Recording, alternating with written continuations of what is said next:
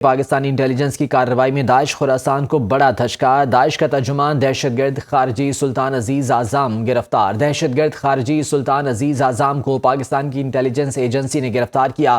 الاعظم foundation داعش خراسان کی propaganda سرگرمیوں کی مرکزی تنظیم ہے۔ خارجی عزیز اعظم کی گرفتاری کے بعد میڈیا سرگرمیاں بھی معطل ہو گئیں۔ حالیہ دنوں میں پاکستانی حکام نے داعش خراسان کے خلاف کئی ہائی پروفائل گرفتاریاں کی ہیں۔ سلطان عزیز اعظم کو 16 مئی 2025 کو گرفتار کیا گیا۔ یہ بات اقوام متحدہ کی analytical support and sanctions monitoring team کی 16ویں رپورٹ میں سامنے آئی ہے۔ پاکستانی انٹیلیجنس کی کارروائی میں داعش خراسان کو بڑا دھچکا۔ بریگیڈیئر ریٹائرڈ مسعود خان صاحب ہمارے ساتھ موجود ہیں، ان سے اس حوالے سے بات کر لیتے ہیں۔ بریگیڈیئر صاحب بہت شکریہ آپ کے وقت کا۔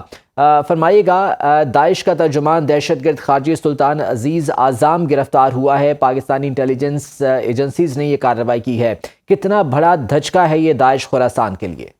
جی ہاں، بڑا دھچکا ہے۔ دیکھیں کہ پہلے پاکستان نے اس سال مارچ میں ہم نے شریف اللہ کو پکڑا تھا، اور جو امریکہ میں وانٹڈ تھا، اس کو اس کے بعد یہ دوسری بڑی آپ سمجھ لیں ہائی ویلیو ٹارگٹ تھا جو پکڑا گیا ہے، اور یہ ان کا آلموسٹ بتایا جاتا ہے یہ سیکنڈ ان کمان تھا داعش کا، اور ان کا میڈیا کو بھی یہ ڈیل کرتا تھا، اور یہ ہے افغانی ہے، ننگہار کا یہ رہنے والا ہے، اور 2016 میں اس نے داعش کو جوائن کیا تھا۔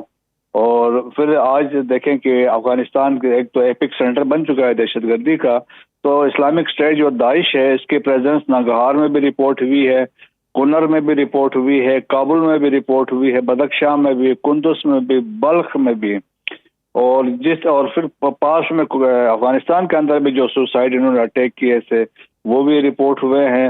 اور ابھی جو اسلامک اسٹیٹ ہے یا داعش ہے افغانستان میں، اس میں افغان نیشنل بھی ہیں، فتنہ الخوالش کے لوگ بھی ہیں، سینٹرل ایشیا کے ازبک بھی ہیں، تاجک بھی ہے، سو ایک بڑا سیریس تھریٹ ہے خطے کے لیے۔ باقی جس طرح فتنہ الخوالش ہے، فتنہ ہندوستان ہے، اسی طرح کے داعش کا ایک تھریٹ ہے۔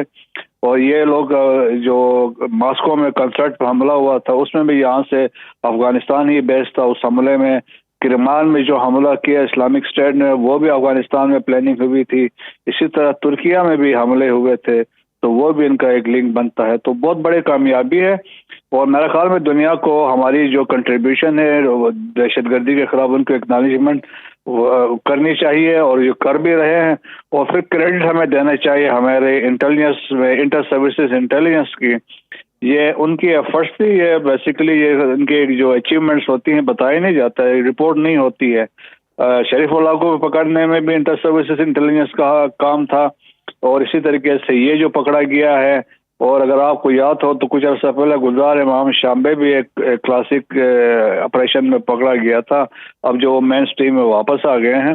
تو credit to inter services intelligence اور پاکستان کی اچیومنٹ ہیں، اور یقیناً اس کو دنیا بھر میں اس کو اکنالج کیا جائے گا۔ پاکستان کے اسپیشلی ایفرٹس جو ہیں وار آن ٹیرر میں اور ٹرانس نیشنل جو ٹیررزم ہو رہی ہے اس کے کنٹرول کرنے کے لیے، یا اس کو ری انفورس کرنے کے لیے پاکستان کی جو آن گوئنگ ایفرٹس ہیں۔